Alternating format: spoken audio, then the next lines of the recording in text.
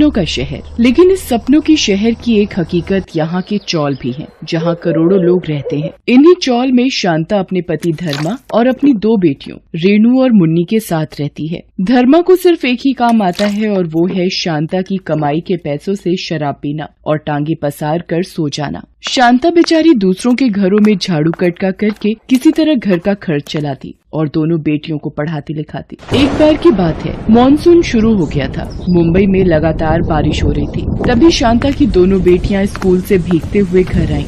अरे तुम लोग तो पूरी तरह भीग गए, थोड़ी देर कहीं रुक जाते। माँ, हमने बहुत देर इंतजार किया लेकिन बारिश रुकी ही नहीं। हमें लगा ज्यादा देर हो जाएगी तो आप परेशान हो जाएंगी। ये मुंबई की बारिश भी ना हम गरीबों के लिए मुसीबत ही लेकर आती है। माँ, तुमने पिछले साल कहा था कि हमें रेनकोट ला दोगी, अगर वो ला दो तो हम नहीं भीगेंगे।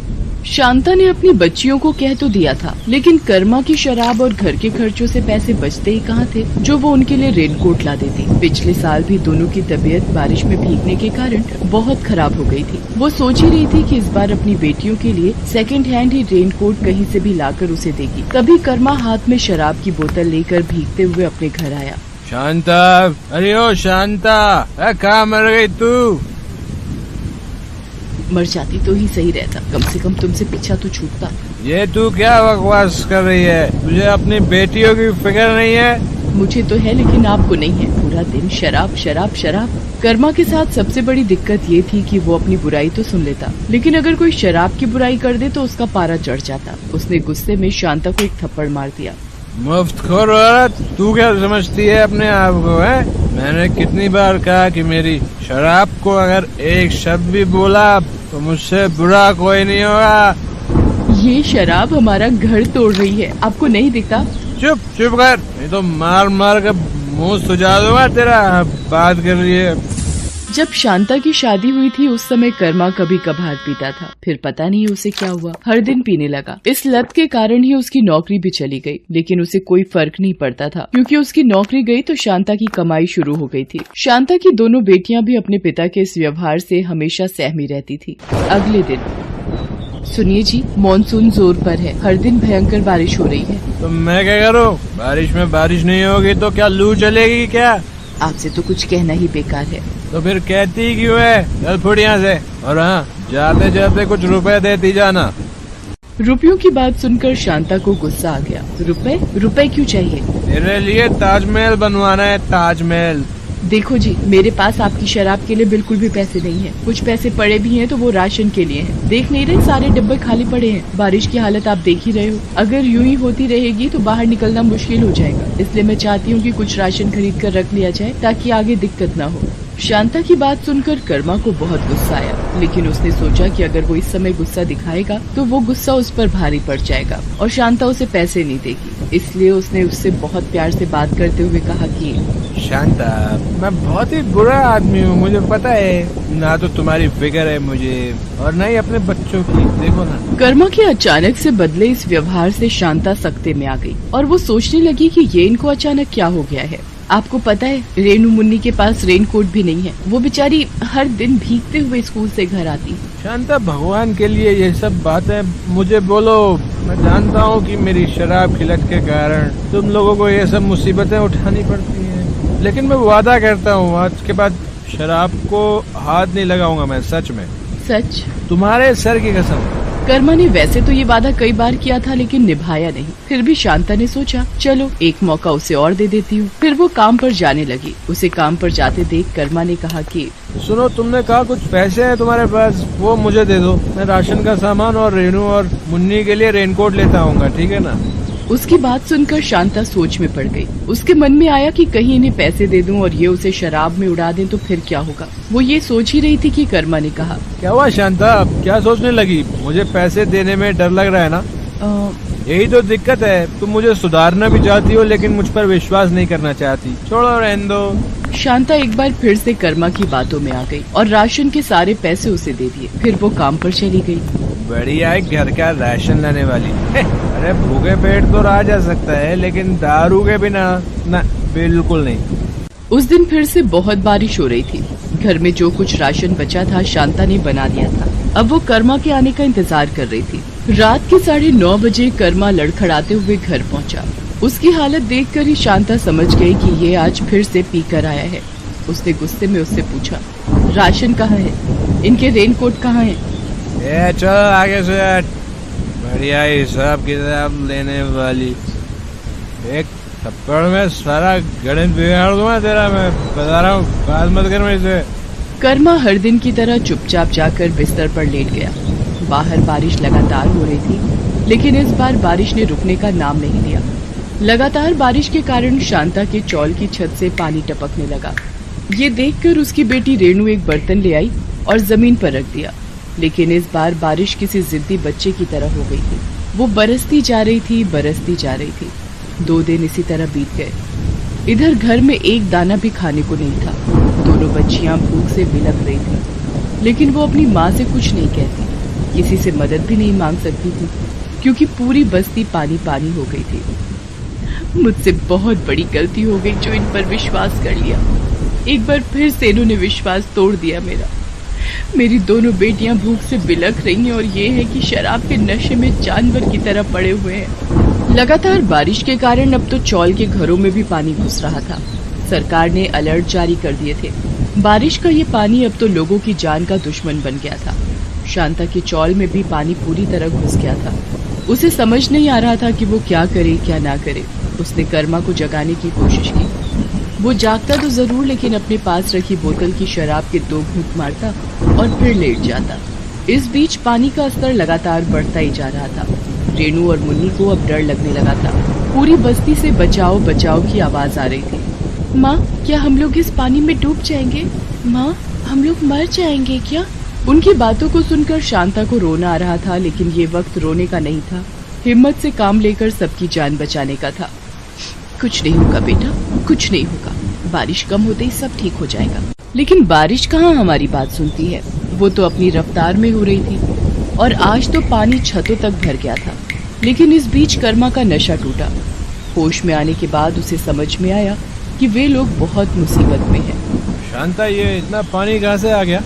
2 दिन से लगातार बारिश हो रही है। इस बीच पानी और भी बढ़ता जा रहा था।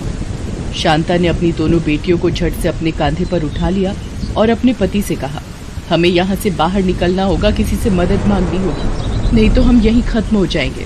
पहली बार मौत का खौफ कर्मा के चेहरे पर भी था और शायद पश्चाताप भी उसकी आंखों में दिख रहा था। उसने अपनी दोनों बेटियों को अपने कांधे पर उठा लिया और शांता से कहा, तू इनकी फिक्र मत कर शांता, मैं मर भी जाऊंगा लेकिन अपनी बच्चियों को कुछ नहीं होने दूंगा मैं, तू चिंता मत कर। तभी शांता की नजर एक ट्यूब पर गई जो पानी में तैर रही थी। वो उसी का सहारा लेकर पानी में उतर गई और मदद की चाह में निकल पड़ी। 2 दिन की भूखी प्यासी शांता किसी तरह तैरती रही। कुछ घंटों बाद उसे बचाव दल के लोग दिखे। उन लोगों ने भी शांता को देखा।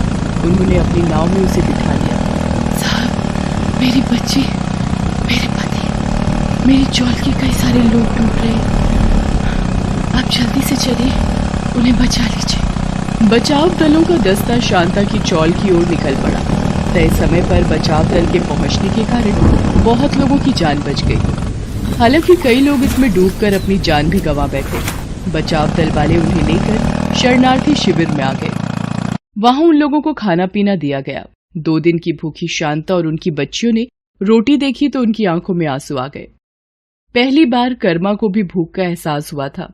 इस बार की बारिश एक बहुत बड़ा सबक उसके लिए लेकर आई थी और शांता के परिवार के लिए दुख के बाद एक सुख का एहसास भी। इस घटना के बाद कर्मा ने शराब छोड़ दी। आज शांता और कर्मा पाव भाजी का ठेला लगाते हैं और खुशी खुशी रहते हैं।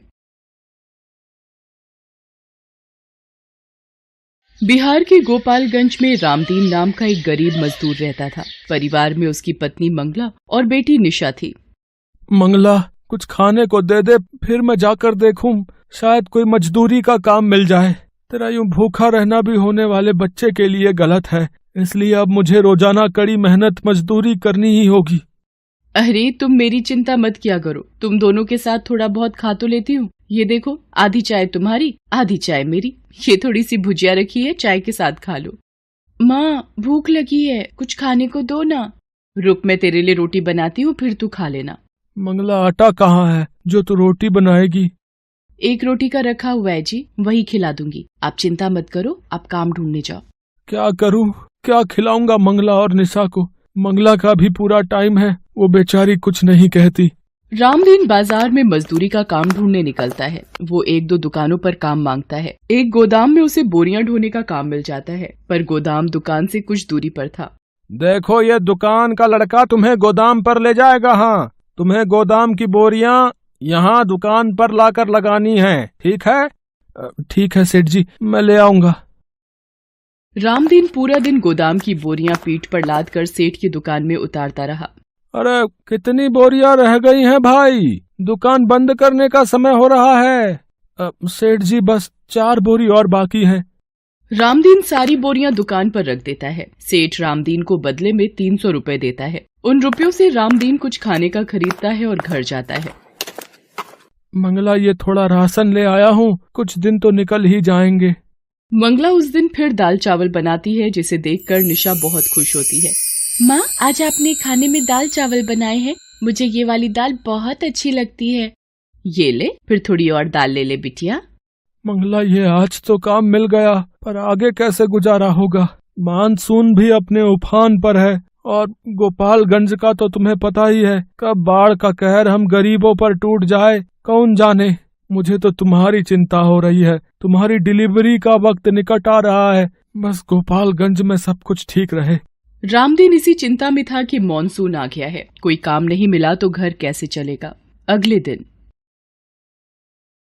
मंगला, मैं देखता हूँ पड़ोस के विजेंद्र भैया बता रहे थे कि एक इमारत की मरम्मत के लिए किसी को मजदूर चाहिए।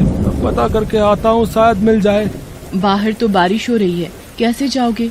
अरे ज्यादा दूर नहीं जा रहा, पास ही में जा रहा हूँ। रामदीन एक पन्नी ओढ़कर बारिश में काम ढूंढने निकलता है। अचानक बारिश बहुत तेज होने लगती है। वो एक चाय की छोटी दुकान के नीचे खड़ा होकर बारिश रुकने का इंतजार करने लगता है। चाय की दुकान पर कुछ ग्राहक भी बारिश रुकने का इंतजार कर रहे थे। चाय वाले की दुकान पर एक रेडियो चल रहा था, जिस पर गोपालगंज की खबरें आ रही थी।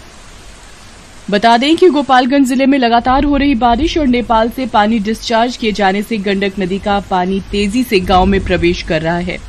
मांझावा सदर प्रखंड के कई गांव में बाढ़ का पानी घुस चुका है। लोग बाढ़ के पानी से त्राहिमाम कर रहे हैं।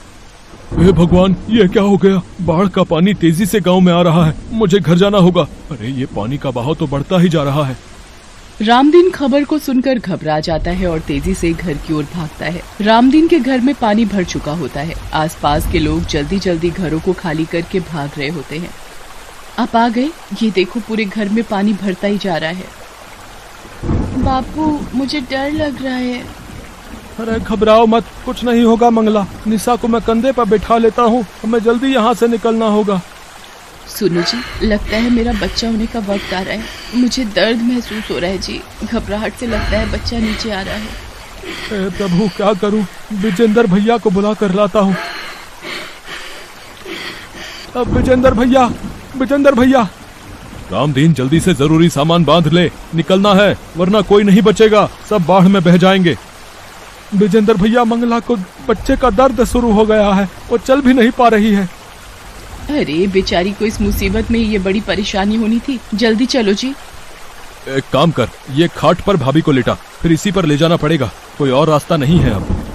रामदीन निशा को अपने कंधे पर बिठा लेता है। विजेंद्र और उसकी पत्नी भी बहुत नेक दिल थे। विजेंद्र की पत्नी अपने बेटे को गोद में उठा लेती है। विजेंद्र रामदीन के साथ मंगला को खटिया पर लिटाकर उठाने में मदद करता है। सुनो जी, निशा के बापू, मेरा दर्द बर्दाश्त के बाहर हो रहा है, कुछ करो जी। बाढ़ का पानी बढ़ता ही जा रहा है विजेंद्र भैया। अरे हिम्मत मत हार रामदीन, भगवान सब ठीक करेंगे। लोग पानी के बहाव से बचने के लिए इधर उधर भाग रहे थे। आज पता नहीं एक गरीब पर बाढ़ का कहर आया हुआ था, मानो सब कुछ ले डूबेगा। मंगला की हिम्मत जवाब दे रही थी। अब एक ही उपाय है रामदीन, भाभी को किसी नाव में सहारा दिलवाना होगा। कोई नाव में लिटाने की मदद कर दे बस। अरे भैया, मेरी बीवी का बच्चा होने वाला है, अपनी नाव में जगह दे दो भैया। भाई, हम खुद 5 लोग हैं, हमारी नाव इतना वजन नहीं संभाल पाएगी भाई। रामदीन बहुत लोगों के आगे गिड़गिड़ाता है। मंगला की तबीयत बिगड़ने लगती है। मंगला, हिम्मत रख। विजेंद्र भैया, मेरी मंगला को कुछ हो गया तो मैं। हिम्मत मत हारो भैया, वो सामने शायद बचाव कर्मी नाव लेकर खड़े हैं। जल्दी से उन लोगों को मदद दो, शायद वो लेडी प्रेग्नेंट है, जल्दी। रेस्क्यू टीम जल्दी से रामदीन के पास पहुंचती है और नाव में मंगला को लिटाया जाता है। मुश्किल के वक्त मजबूरी में मंगला नाव में ही एक बेटे को जन्म देती है। सब लोगों की मदद से मंगला की जान बच जाती है। कुछ देर बाद सुरक्षाकर्मी मंगला और उसके बच्चे के साथ सभी को एक सुरक्षित जगह पर पहुंचा देते हैं। आपका बहुत बहुत शुक्रिया साहब, आज आपने हमारी मदद की। ये हमारा फर्ज था जो हमने निभाया, इसमें धन्यवाद की कोई बात नहीं। रामदीन विजेंदर और उसकी पत्नी को भी धन्यवाद करता है। विजेंदर भैया, भाभी जी, आज आप दोनों ने भी हमारी बहुत सहायता की है। अरे भाई कहता है, फिर ये धन्यवाद किस लिए? आजा, भाई के गले लग जा। आज एक बेटे का भी बाप बन गया है तू। मेरा छोटा भैया आया है बापू। हाँ बिटिया, ये देख तेरा छोटा भाई आया। मंगला, अब तुम ठीक हो ना? जी मैं ठीक हूँ, पर अब हम कहाँ रहेंगे? सब कुछ इस बाढ़ में तबाह हो गया। ये बाढ़ की परेशानी मंगला गोपालगंज के साथ साथ हर आसपास के गांव में हर मानसून में होती है, पर हिम्मत रख, सब कुछ ठीक हो जाएगा। गरीब पर बाढ़ का कहर जब आता है अपने साथ बहुत कुछ ले जाता है, पर कहते हैं ना, जब कभी कोई संकट आता है तो भगवान किसी न किसी रूप में अवश्य आ जाते हैं। वीडियो को लाइक करें, दोस्तों के साथ शेयर करें और हमारे चैनल को सब्सक्राइब करके बेल आइकन जरूर दबाएं ताकि नई वीडियोस अब तक सबसे पहले पहुंचें।